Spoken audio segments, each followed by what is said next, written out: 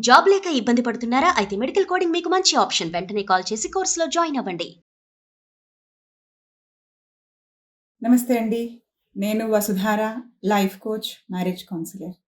ఈవేళ మనం మాట్లాడుతున్న ఈ ఘటన మోనిక అనే అమ్మాయి గురించి. వాళ్ళిద్దరూ ఒక డేటింగ్ యాప్‌లో కలిసారంట. కొంత పరిచయం, ప్రేమ అని కూడా అనుకున్నారు. ఆ తర్వాత ఒక గొడవ, ఇప్పుడు జరిగింది దారుణం. ఆ అమ్మాయి లేదు, అతడు జైల్‌లో ఉన్నారు. ఏం జరిగిందసలు? ఈ డేటింగ్ యాప్‌లు, ప్రేమను అనుకుంటూ ఇవన్నీ బాగానే ఉన్నాయి. కానీ ఎక్కడ పొరపాటు జరుగుతుంది? ఇప్పుడు మనం మాట్లాడాల్సింది ఎమోషనల్ రెడీనెస్ రిలేషన్‌షిప్ హ్యాండిల్ చేయటానికి ఎంతవరకు ఉంది అనేసి. ఇప్పుడు ఈ డేటింగ్ యాప్‌లు రావటం వల్ల థింగ్స్ అన్నీ చాలా ఈజీ అయిపోయాయండి. అవైలబిలిటీ చాలా పెరిగిపోయింది. అబ్బాయిలకు అమ్మాయిలనండి, అమ్మాయిలకు అబ్బాయిలనండి. ఆన్‌లైన్‌లో చాలా ఈజీ అయిపోయింది. అవైలబుల్‌గా దొరుకుతున్నారు. ఓకే. అంతవరకు బాగానే ఉంది. ఒక వయసొచ్చిన తర్వాత రిలేషన్‌షిప్‌లోకి రావడం అనేది, ప్రేమ అనడం అనేది అది హార్మోనల్ రష్. అది కేవలం హార్మోనల్ రష్. ఆ వయస్సులో ఒక వయసొచ్చిన తర్వాత ఇవి అన్నీ అతి సహజం. అవతలి వాళ్ళ పట్ల, అపోజిట్ సెక్స్ పట్ల ఆకర్షణ అనేది చాలా సహజం. కొంత పరిచయం, మాటలు, ఇంకా చాటింగ్‌లు ఇంకొంచెం డెప్త్‌కెళ్ళిపోయి దీన్ని ప్రేమ అనుకునే అవకాశం ఉంది. అనుకుంటారు కూడా, జరుగుతున్నది అదే. ఇప్పుడు వీళ్ళ విషయంలో కూడా 3 మంత్సో, 6 మంత్సో పరిచయం అంట. ప్రేమ. ఆ తర్వాత ఒకే ఒక గొడవ అని చెప్తున్నారు. ఒక గొడవ అంత దారుణంగా అయ్యే పరిస్థితి అయితే సాధారణంగా ఉండదండి. వీళ్ళు కొంతకాలం నుంచి కలిసి ఉన్నారు. వీళ్ళ మధ్యలో గొడవలు జరుగుతూ ఉండి ఉండవచ్చు. ఆ గొడవలను వీళ్ళు సరిగ్గా హ్యాండిల్ చేయలేదు. గొడవల్ని హ్యాండిల్ చేయటం ఏంటండి? అంటే కాన్‌ఫ్లిక్ట్ రెజల్యూషన్ అనేది రిలేషన్‌షిప్‌లో ఒక పార్ట్ అండి. గొడవల్ని సరిగ్గా హ్యాండిల్ చేయాలి. సరిగ్గా రిజాల్వ్ చేసుకోవాలి. అది జరగకపోతే నెమ్మదిగా రిజెంట్‌మెంట్ అనేది బిల్డప్ అవుతుంది. ఈ విషయంలో జరిగింది అదే అన్నమాట. లేకపోతే ఒకే ఒక గొడవకి చంపేంత దూరం వెళ్ళటం అనేది సహజం కాదు. అది అసహజం. అన్‌యూజువల్. ఇతను వాళ్ళ ఫ్రెండ్ వాళ్ళ ఇంటికి ఆ అమ్మాయిని రమ్మన్నాడంట. వెళ్లారు. అక్కడేదో గొడవ జరిగింది. ఆ తర్వాత అమ్మాయిని అక్కడ చంపేసి, తాపీగా నడుచుకుంటూ వెళ్ళి అది అంతా ఒక స్టోరీ. నిజానికి మాట్లాడడం చెప్పుకుంటే రిలేషన్‌షిప్ గురించి మాట్లాడాలంటే ఇక్కడ ఒక వయసు రాంగానే ప్రేమ అంటూ పరిగెత్తటం ఈజీ. తేలిక. కానీ ఒక రిలేషన్‌షిప్ హ్యాండిల్ చేయాలంటే ఎమోషనల్ మెచ్యూరిటీ అవసరం. ఎంతవరకు ఎమోషనల్ రెడీనెస్ ఉంది ఒక రిలేషన్‌షిప్‌ని హ్యాండిల్ చేయాలి అనంటే, రిలేషన్‌షిప్ అనేసరికి ఎలా కమ్యూనికేట్ చేయాలి? కాన్‌ఫ్లిక్ట్స్ వచ్చినప్పుడు ఎలా హ్యాండిల్ చేయాలి? ఈగో క్లాషెస్ వచ్చినప్పుడు వాటిని ఎలా క్లియర్ చేసుకోవాలి? అన్నిటికంటే ముఖ్యమైంది రిజెక్షన్‌ని ఎలా ఫేస్ చేయాలి? ఎలా హ్యాండిల్ చేయాలి? రిజెక్షన్ అనేది సర్వసాధారణం. పెళ్లి చేసుకొని పిల్లలైన తర్వాత కూడా జనాలు విడిపోతున్నారు. ఒకరితోనొకరు ఉండలేకపోవటము, పొసగకపోవటము, రిజెక్షన్ ఇవన్నీ కారణాలు. మరి అలాంటప్పుడు ఎర్లీ స్టేజ్ ఆఫ్ రిలేషన్‌షిప్‌లో రిజెక్షన్ అనేది సర్వసాధారణం. అది జరుగుతూ ఉండొచ్చు. దాన్ని ఎలా హ్యాండిల్ చేసుకోవాలి? ఎంత మెచ్యూరిటీ తీసుకోవాలి? ఇవి చాలా అవసరం. ఆ రిజెక్షన్‌ని హ్యాండిల్ చేయలేకపోతే రిజెంట్‌మెంట్, కక్ష అవతలి వాళ్ళ పట్ల వాళ్ళనేదో చేసేయాలి అనేది ఒక నెగెటివ్ ఎమోషన్ అనేది పెరిగిపోతుంది. ఇక్కడ జరిగింది అదేనండి. కంట్రోల్ చేయాలి. How dare they can say no. వాళ్ళెలా నాకు నో చెప్తారు అనేదొకటి. ఊరికే గొడవలవుతుంటే మరి ఈ గొడవలు దేని గురించి, ఏమిటి అనేది మాత్రం తెలియలేదు. బట్ యెట్ ఆ గొడవల్ని సరిగ్గా హ్యాండిల్ చేయకపోవటమే ఈ పెద్ద గొడవకి, ఇలాంటి ఎమోషనల్ ఔట్‌బర్స్ట్ అయ్యి ఇలాంటి జరగడానికి కారణం. గొడవల్ని సరిగ్గా హ్యాండిల్ చేయలేకపోవటం. ఇంకొకటండి, అమ్మాయిలు మీరు దయచేసి గమనించండి.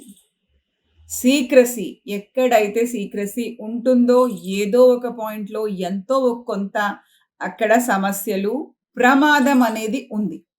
దయచేసి ఇది మీరు తెలుసుకోండి. ఈ రోజుల్లో రిలేషన్‌షిప్ స్కిల్స్ అనేవి అందరికీ అవసరం.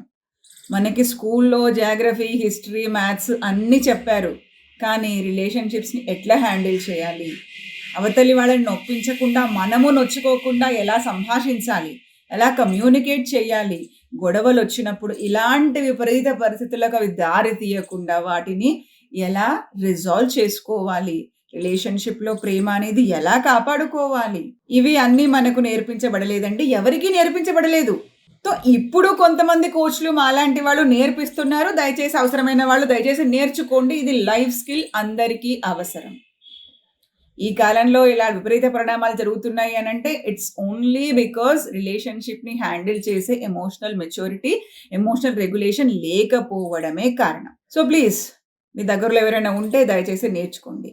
ఇంకొక విషయానికి వస్తే, ఎలా గుర్తించాలి ఇలాంటి విషయాలను? కొన్ని రెడ్ ఫ్లాగ్స్ ఉంటాయండి, ప్యాటర్న్స్. దయచేసి ప్యాటర్న్స్ అబ్జర్వ్ చేయండి. ఒక గొడవ, 2 గొడవలు, 3 గొడవలు జరుగుతూనే ఉన్నాయి. ఎందుకు జరుగుతున్నాయి? స్టెప్ బ్యాక్, ఆలోచించండి. ఏం జరుగుతోంది రిలేషన్షిప్లో? ఇంకొకటి ఓవర్ పొజెసివ్నెస్. కొంతవరకు పొజెసివ్నెస్ రిలేషన్షిప్లో బాగుంటుంది, మంచిగా అనిపిస్తుంది. ఓకే, నాది, నా వాడు, నా అమ్మాయి బాగుంటుంది. కానీ అది ఓవర్ అయిపోయి నువ్వు వీళ్ళతో మాట్లాడద్దు, వాళ్ళతో మాట్లాడద్దు, నువ్వు నాకు మాత్రమే సొంతము, ఇటు వెళ్ళొద్దు, అటు వెళ్ళొద్దు అనే రిస్ట్రిక్షన్స్, కంట్రోల్ వస్తుంటే అది రెడ్ ఫ్లాగ్. ప్లీజ్ గుర్తుపెట్టుకోండి, ఇది చాలా పెద్ద రెడ్ ఫ్లాగ్. ఇంకొకటి ఇన్స్టెంట్ యాంగర్. ఓవర్ ఎమోషనల్ అయిపోయి ఓవర్ యాంగర్నెస్కి వచ్చేసి ఏం చేస్తున్నామో తెలియకుండా కొట్టేయటం, విసిరేయటం, ఇలాంటివి. ఇది కూడా చాలా పెద్ద రెడ్ ఫ్లాగ్ అండి. అవతలి వాళ్ళు ఎలా రియాక్ట్ అవుతున్నారు, ఇది నెమ్మదిగా పోతుందా కాన్వర్జేషన్, గొడవకి ఇంకా పెద్ద దానికి ఎక్కడికన్నా వెళుతుందా? దయచేసి అవేర్గా ఉండండి కాన్వర్జేషన్స్ ఎప్పుడు జరుగుతున్నా కూడా. ఇంకొకటి కంట్రోల్. ప్రేమ అనేది ఒక మ్యూచువల్ రెస్పెక్ట్తో ఉండాల్సిన బాండింగ్. దాంట్లో నేను అవతలి వాళ్ళని కంట్రోల్ చేస్తా అని అనుకోవటం, అది ఒక రెడ్ ఫ్లాగ్. అంటే అసలు ఏమి విచ్చలవిడిగా ఉండాలా అంటే అది కాదండి. ఏదైనా మీకు మ్యూచువల్ అండర్స్టాండింగ్ ఉండాలి. నేను ఇది చేస్తున్నా, నేను అది చేస్తున్నా. ట్రాన్స్పరెన్సీ, ఆ ట్రాన్స్పరెన్సీ కావాలి. ఆ ట్రాన్స్పరెన్సీ లేకుండా నువ్వు ఇలా చేయొద్దు, అలా చేయొద్దు. అవతలి వాళ్ళకి చేయటం ఇష్టమా కాదా? ఎంతవరకు? మీ రిలేషన్షిప్లో బౌండరీస్ ఏమిటి? ఏవి అవతలి వాళ్లకు నచ్చట్లేదు, ఏది నాకు నచ్చట్లేదు, నేను ఇది చేస్తాను, అవతలి వాళ్ళకి ఎంత, వాళ్ళకి ఎలా అనిపిస్తుంది, ఇవన్నీ దయచేసి మాట్లాడుకోవాలండి.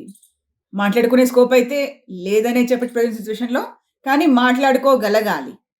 ఓకే, ఇదొకటి ఇంపార్టెంట్ థింగ్. ఇంకొక విషయం ఏంటంటే, డేటింగ్ యాప్స్ మన దగ్గర అంత ఈజీ కాదండి. కొంత అడ్వాన్స్డ్ కల్చర్స్ అనండి, అక్కడ డేటింగ్ యాప్స్ ఎప్పటి నుంచో ఉన్నాయి. People are getting use to it. దానికంటే ముందు కూడా అక్కడ బ్రేకప్ అని ఇంకొక రిలేషన్షిప్లోకి వెళ్ళిపోవటం కొంతవరకే పెద్ద సమస్య కాదు. కొంతకాలం ఉన్న తర్వాత తెలిసి వస్తుంది, వీళ్ళతో మనం హ్యాండిల్ చేయగలమా, వీళ్ళతో మనం ముందుకు వెళ్ళగలమా లేదా అనేది తెలుస్తుంది. ఆ తెలిసిన సందర్భంలో దీన్ని మనం ముందుకు తీసుకెళ్ళలేము అని అనుకున్నప్పుడు మర్యాదపూర్వకంగా అవతలి వాళ్లకు చెప్పగలగాలి. అదే మర్యాదపూర్వకంగా అవతలి వాళ్ళు తీసుకోగలగాలి.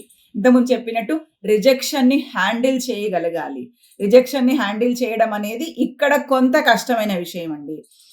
మేబీ మన కండిషనింగ్, కల్చరల్ స్టిగ్మా అందరికీ తెలిసిపోయింది. వాళ్ళు ఏమంటారు, వీళ్ళు ఏమంటారు అనేది కూడా ఒక స్టిగ్మా ఉంటుంది. సో కొంతవరకు mind set, controlling mind set అనేది మన దగ్గర ఎక్కువనే. సో ఆ రిజెక్షన్ని హ్యాండిల్ చేయటం ఇరువైపులా అంత ఈజీ కాదు.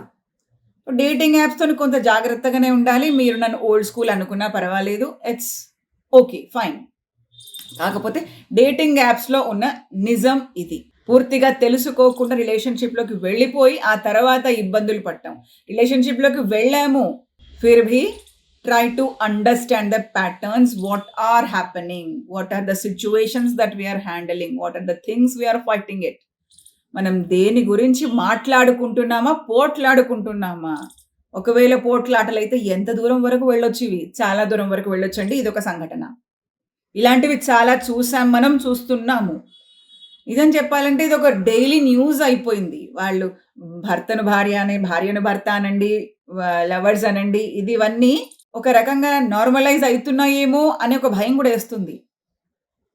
ఇంకో విషయం నేను చెప్పదలుచుకున్నది ఏంటంటే, లవ్ అనండి, రిలేషన్షిప్ అనండి, మ్యారేజ్ అనండి, అది ఓనర్షిప్ కాదు. ఈ అమ్మాయి నా సొంతం, ఈ అబ్బాయి నా సొంతం, వీడిని నేను కంట్రోల్ చేస్తా కాదు.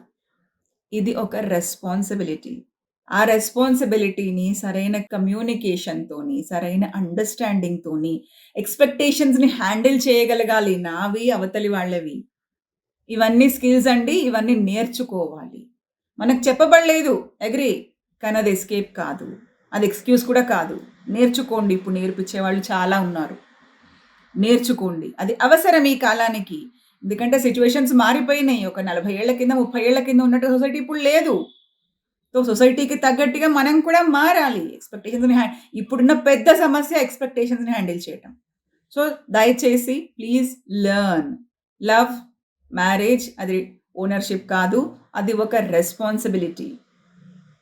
దాన్ని మనము ప్రేమగా తీసుకొచ్చుకుంటున్న ఒక రెస్పాన్సిబిలిటీ. దాంట్లో ప్రేమ మాత్రమే కాదండి. రెస్పాన్సిబిలిటీ కావాలి, అకౌంటబిలిటీ కావాలి.